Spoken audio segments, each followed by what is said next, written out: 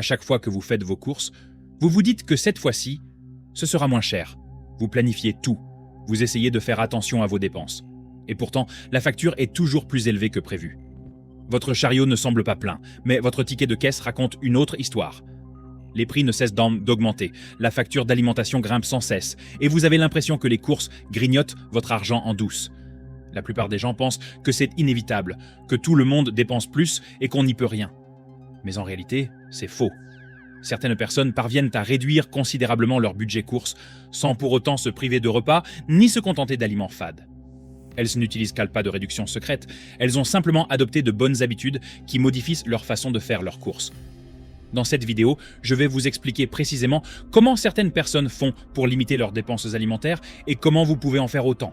Tout commence par comprendre pourquoi faire ses courses paraît cher. Pourquoi faire ses courses coûte cher quoi qu'on fasse. Pour beaucoup, faire les courses est devenu, sans le vouloir, l'un des moments les plus stressants de la semaine. On n'y va pas avec l'intention de trop dépenser. En fait, la plupart du temps, on essaie activement de faire attention à ses dépenses, vous pourriez même vous dire « je vais juste prendre l'essentiel » ou « je ferai plus attention cette fois-ci ». Mais ensuite, vous arrivez à la caisse. Le total s'affiche et il est plus élevé que prévu, encore une fois. Votre panier ne semble pas plein, vous n'avez rien acheté d'extravagant, et pourtant, une simple course a englouti plus d'argent que prévu. Ce sentiment est très courant. On s'en rend compte plus tard en consultant son solde bancaire et en se demandant pourquoi la nourriture coûte si cher. On s'en rend compte en comparant des tickets de caisse d'il y a quelques années. Et on s'en rend compte quand faire les courses commence à ressembler à une corvée, point redouté, au lieu d'une simple tâche à accomplir. Ce qui aggrave la situation, c'est le sentiment que c'est devenu la nouvelle norme. Tous ceux à qui l'on parle semblent dire la même chose. La nourriture est chère maintenant. Les prix sont devenus fous. C'est comme ça. Au bout d'un moment, on cesse de se poser des questions. On finit par considérer que la hausse des prix des courses est inévitable. Alors on s'adapte. On change peut-être de marque. On renonce peut-être à quelques gourmandises. On essaie d'être plus discipliné. Mais malgré tous ces efforts, le total à la caisse semble toujours hors de contrôle. Les supermarchés contribuent largement à ce sentiment, même si on n'y a jamais vraiment réfléchi. Ils sont familiers, rassurants, conçus pour instaurer une routine inoffensive. On parcourt les rayons machinalement, en prenant ce qu'on prend toujours, persuadé que si un produit est là, c'est qu'il est forcément intéressant à acheter. Rien dans cette expérience ne crie. Vous êtes sur le point de dépenser trop. Mais discrètement, en coulisses, chaque aspect du magasin est conçu pour vous inciter à dépenser un peu plus, et un peu plus souvent. Voici le point essentiel que la plupart des gens ne prennent jamais le temps de se poser. Si les factures d'épicerie éteignent seulement si l'on considère la hausse des prix, alors les dépenses alimentaires de chacun augmenteraient à peu près de la même manière. Mais ils ne le sont pas. Certains ménages parviennent à réduire sensiblement leurs dépenses alimentaires par rapport à d'autres, même en faisant leurs courses dans les mêmes supermarchés, en achetant des produits similaires et en nourrissant des familles de taille comparable. Ils ne sont pas à l'abri des hausses de prix, ils adaptent simplement leurs habitudes. Et ce n'est pas parce qu'ils sont extrêmes, disciplinés au point de s'en épuiser, ou qu'ils vivent du strict minimum. La plupart d'entre eux ne se sentent pas du tout privés de quoi que ce soit. Le vrai problème, c'est que la plupart des consommateurs ne dépensent pas trop par négligence. Ils dépensent trop parce qu'on ne leur a jamais montré comment les petites habitudes quotidiennes, aussi insidieuses soient-elles, finissent par peser lourd. Faire ses courses coûte cher, non pas parce que vous êtes en échec, mais parce que vous faites vos courses en pilote automatique, dans un système conçu pour récompenser ce comportement. Une fois que vous comprenez pourquoi on a cette impression, et il devient beaucoup plus facile de voir où va réellement l'argent, et comment certaines personnes parviennent à empêcher qu'il ne s'échappe de leur budget chaque semaine. Le chiffre qui change tout, un budget alimentaire. Pour beaucoup, l'idée d'un budget alimentaire semble judicieuse en théorie, mais difficile à mettre en pratique. La plupart des consommateurs ont déjà une idée approximative de leurs dépenses, ou se disent généralement économes. Se fixer un montant précis pour l'alimentation paraît donc contraignant, voire inutile. L'alimentation n'est pas une option comme les autres dépenses, et établir un budget alimentaire peut s'avérer inconfortable, voire irréaliste. Mais c'est là une des différences les plus marquantes entre ceux qui ont du mal à payer leurs courses et ceux qui n'en ont pas. Les ménages, qui maîtrisent leurs dépenses alimentaires, ne se contentent pas de dépenser moins en espérant que tout ira bien. Ils savent précisément combien ils veulent dépenser. Il peut s'agir d'un montant hebdomadaire ou mensuel. Et ce n'est pas forcément une règle stricte, mais l'important est qu'ils aient un objectif clair en tête avant même d'entrer dans un magasin. Sans budget, faire ses courses devient un vrai casse-tête. On entre dans le supermarché en espérant que la facture ne sera pas trop salée, On réagit au prix au fur et à mesure et on prend des décisions en fonction de ce qui nous semble raisonnable sur le moment. Le problème, c'est que les supermarchés sont très doués pour rendre presque tout abordable, surtout quand on n'a pas de limite précise pour guider ses choix. Une fois un budget alimentaire établi, tout change. Chaque achat prend alors tout son sens. Au lieu de se demander si on a envie de quelque chose, on se demande plutôt si cela rentre dans son budget. Ce simple changement d'état d'esprit permet d'éviter discrètement de nombreuses dépenses superflues, sans avoir l'impression de devoir constamment dire non. Ce qui surprend le plus, c'est que faire un budget n'est pas une contrainte une fois établi. Au contraire, c'est souvent apaisant. On hésite moins en faisant ses courses, on est moins stressé à la caisse et on est bien moins déçu en découvrant son ticket de caisse. On sait déjà à quoi s'attendre, ce qui enlève beaucoup de stress. Les personnes qui maîtrisent leurs dépenses alimentaires décrivent souvent la même expérience. Une fois qu'elles ont compris le coût réel de leur alimentation, les changements se sont opérés naturellement. Elles n'ont pas soudainement cessé d'apprécier la nourriture ou de bien manger. Elles sont simplement devenues plus attentives à leurs choix, et cette prise de conscience porte ses fruits rapidement. Quand on connaît son budget alimentaire, on est moins tenté d'acheter des extras au cas où. Et est plus enclin à comparer les options, et plus à l'aise pour laisser de côté les produits qui ne justifient pas vraiment leur présence dans le chariot. Non pas par privation, mais parce qu'on voit clairement les compromis que l'on fait. Avec le temps, cette simple habitude peut permettre d'économiser des centaines d'euros, voire plus, sans exiger une discipline extrême ni des efforts constants. L'erreur que font beaucoup de gens est de penser que le budget alimentaire vient après tout le reste, après la planification des repas, après les listes de courses, après les promotions et les réductions. En réalité, il est primordial. C'est le pilier qui permet à toutes les autres habitudes de fonctionner plus efficacement. Et une fois ce montant défini, faire les courses n'est plus une incertitude et redevient un jeu d'enfant. Pourquoi moins de courses entraînent des factures moins élevées ? L'une des raisons les plus fréquentes de l'augmentation insidieuse des factures d'épicerie est la fréquence des courses. La plupart des consommateurs n'y voient pas d'inconvénient, car chaque passage en magasin leur paraît court et raisonnable. On ne fait pas toutes les courses, on achète juste 2 ou 3 choses. Du lait, du pain, de quoi préparer le dîner. Pris individuellement, ces achats ne semblent pas coûteux. Arman Fine. Le problème, c'est que les dépenses alimentaires n'augmentent pas d'un seul coup.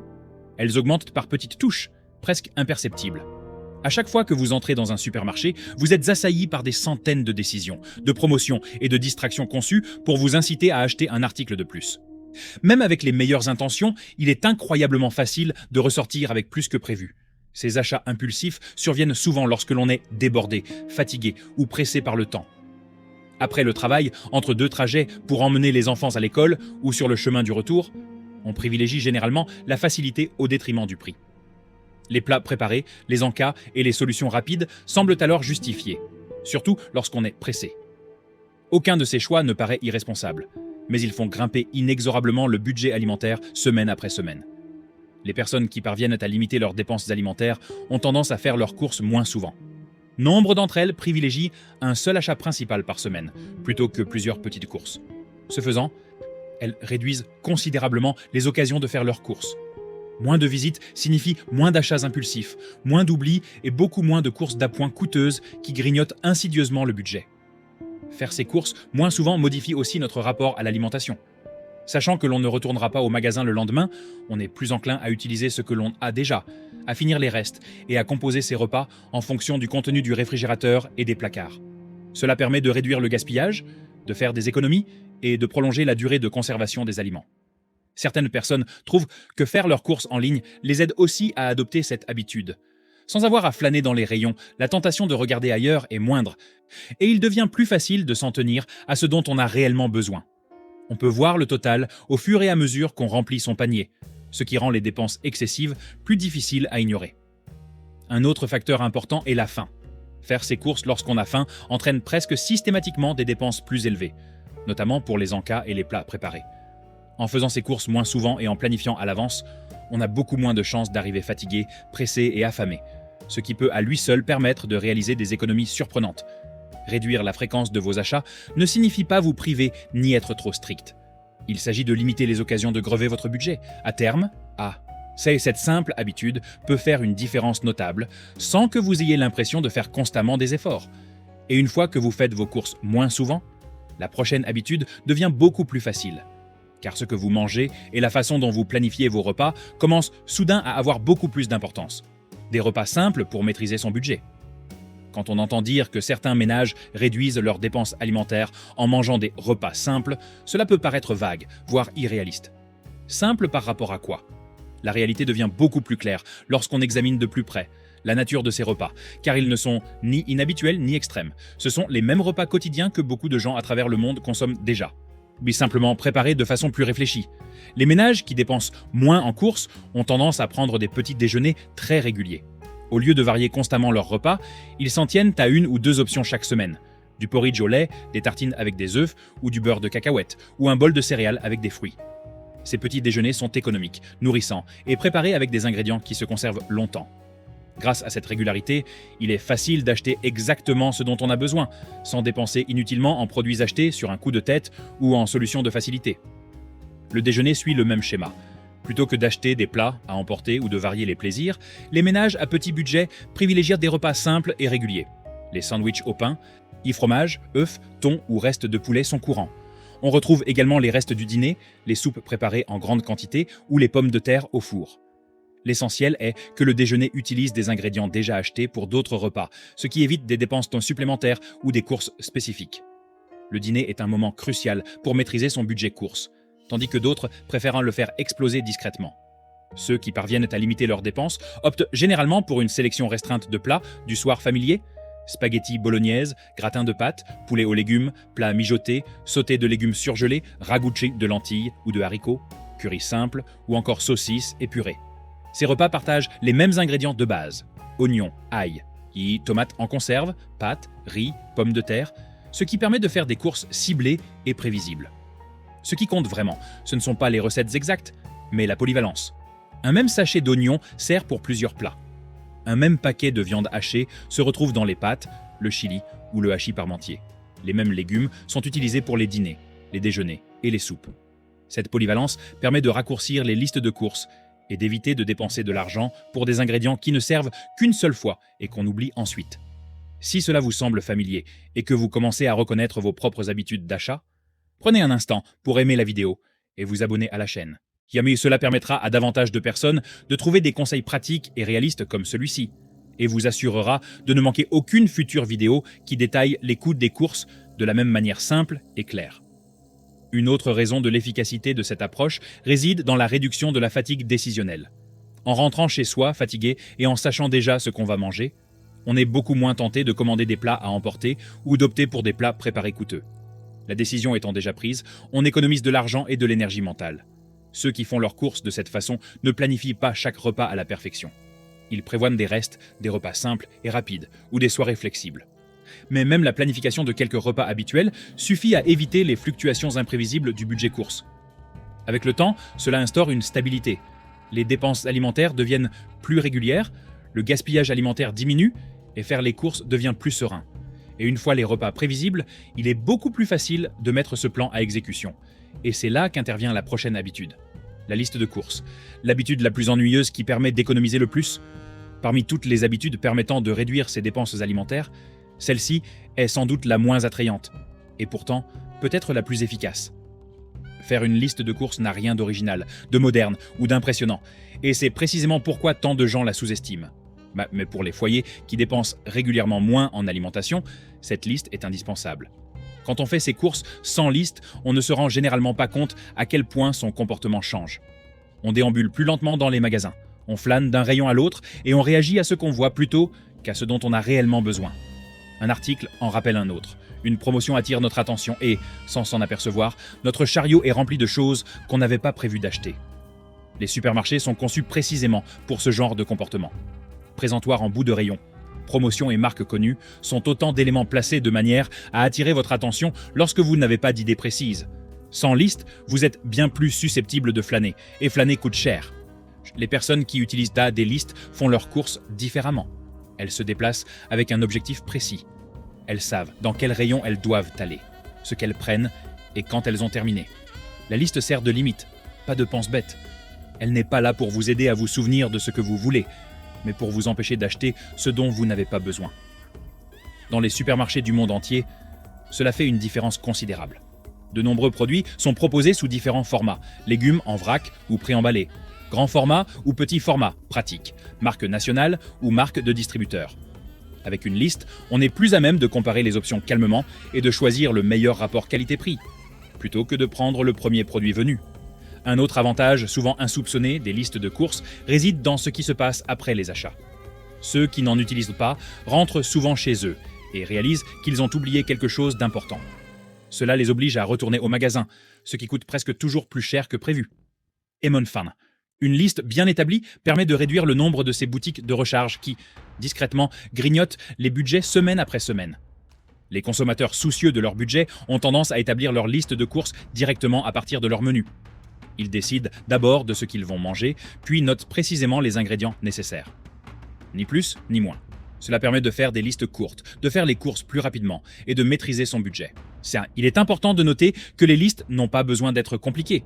Certains utilisent les notes de leur téléphone, d'autres griffonnent sur un papier, d'autres encore réutilisent la même liste de base chaque semaine en la modifiant légèrement. Le format importe peu. L'essentiel est de ne pas entrer dans un supermarché les mains vides en espérant trouver de quoi faire. La liste permet de faire ses courses sans se laisser guider par ses émotions. Elle évite que la faim, le stress et la tentation n'influencent vos décisions.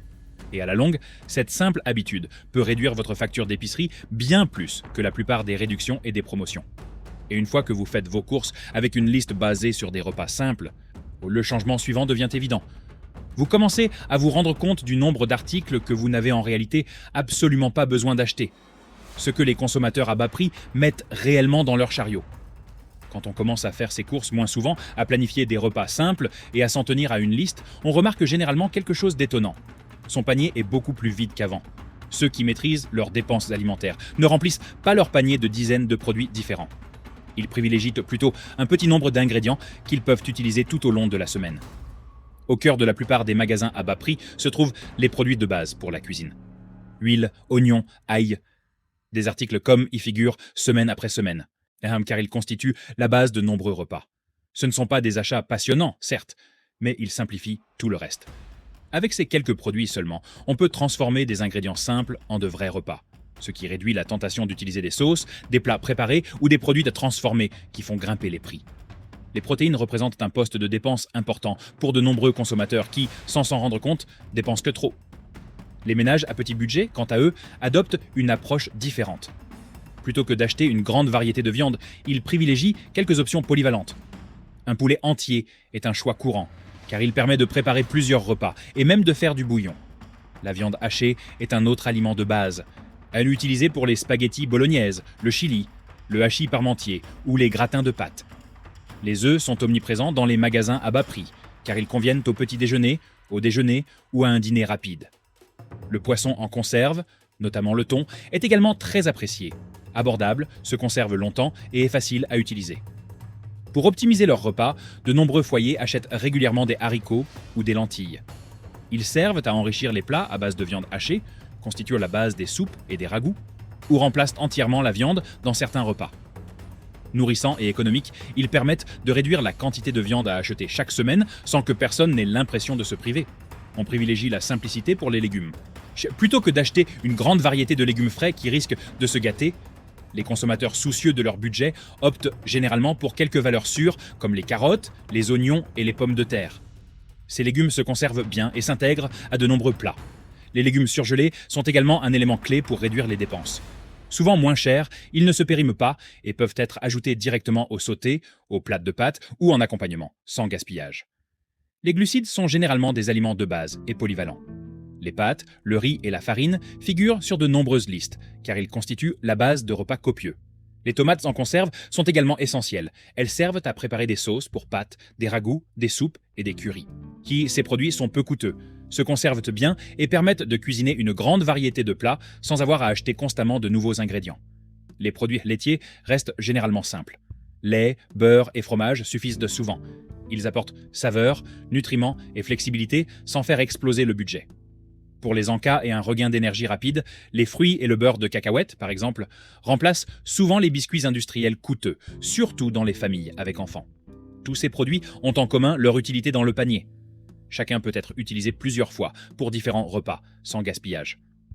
Les consommateurs soucieux de leur budget n'achètent pas des aliments bon marché, mais des aliments pratiques et fonctionnels. Et une fois qu'on commence à faire ses courses de cette façon, on remarque naturellement autre chose au supermarché. Tout n'offre pas la même valeur, et certains produits coûtent discrètement beaucoup plus cher que d'autres. Pourquoi les personnes ayant une alimentation flexible dépensent moins en nourriture? L'une des habitudes discrètes qui distingue les consommateurs soucieux de leur budget est la flexibilité. Ceux qui dépensent moins en courses ne sont pas rigides quant à leur alimentation hebdomadaire. Ils ne s'obstinent pas à manger les mêmes plats, à utiliser les mêmes ingrédients ou à acheter les mêmes marques, quel qu'en soit le prix. Au contraire, ils s'adaptent. Et cette adaptabilité leur permet de faire des économies sur le long terme. Nombreux sont les consommateurs qui prennent l'habitude d'acheter les mêmes articles, semaine après semaine, sans vraiment vérifier les prix. Les mêmes légumes, les mêmes morceaux de viande, les mêmes emballages finissent machinalement dans leur panier. Lorsque les prix augmentent, ils en ressentent immédiatement les effets, car leurs habitudes d'achat ne changent rien pour absorber cette hausse. Les ménages à faible revenu font les choses différemment. Ils prêtent attention à ce qui offre un bon rapport qualité-prix. Cette semaine-là, adaptez ses repas en conséquence. Si les carottes sont bon marché, elles seront plus souvent présentes. Si les champignons sont chers, on s'en passera. Si le poulet est en promotion, il deviendra la principale source de protéines pour plusieurs dîners. Il ne s'agit pas de se priver d'aliments qu'on aime, mais plutôt d'adapter le timing et de faire des substitutions. Une grande partie de cette approche consiste à comprendre le prix au kilo plutôt que de se fier à l'emballage ou à ses habitudes. Dans les supermarchés du monde entier, il est facile d'acheter des légumes préemballés, des petites portions pratiques ou des plats prêts à cuire, sans se rendre compte de leur prix plus élevé.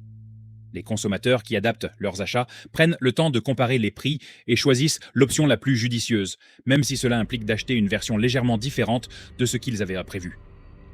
La saisonnalité joue également un rôle. Les fruits et légumes de saison sont presque toujours moins chers et de meilleure qualité. Les consommateurs soucieux de leur budget en profitent. Des pommes plutôt que des baies, des légumes racines plutôt que des salades hors saison, des agrumes en hiver plutôt que des alternatives coûteuses. À la longue, cette simple habitude permet de réduire sensiblement le budget des courses hebdomadaires. Cette flexibilité se manifeste aussi dans la préparation des repas. Si la viande hachée est moins chère que les autres, elle est davantage utilisée. Si les haricots ou les lentilles sont bon marché, on les emploie pour allonger les portions. Si un ingrédient se trouve déjà dans le réfrigérateur, on adapte les recettes pour l'utiliser plutôt que d'en acheter de nouveau. Rien n'est gaspillé simplement parce que ce n'était pas prévu au départ. L'important, c'est que les personnes qui adoptent une alimentation flexible n'aient pas l'impression de faire constamment des compromis. Grâce à des repas simples et à des ingrédients communs, remplacer un aliment par un autre ne perturbe pas leur semaine. Le système s'adapte et le budget reste maîtrisé. Dès lors qu'on cesse de s'attendre à ce que tous les magasins se ressemblent, les prix des produits alimentaires paraissent moins menaçants.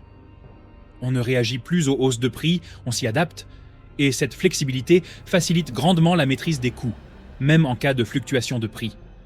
Et lorsque toutes ces habitudes se conjuguent, budget, moins de déplacements, repas simples, listes, articles astucieux et flexibilité, une dernière vérité devient évidente.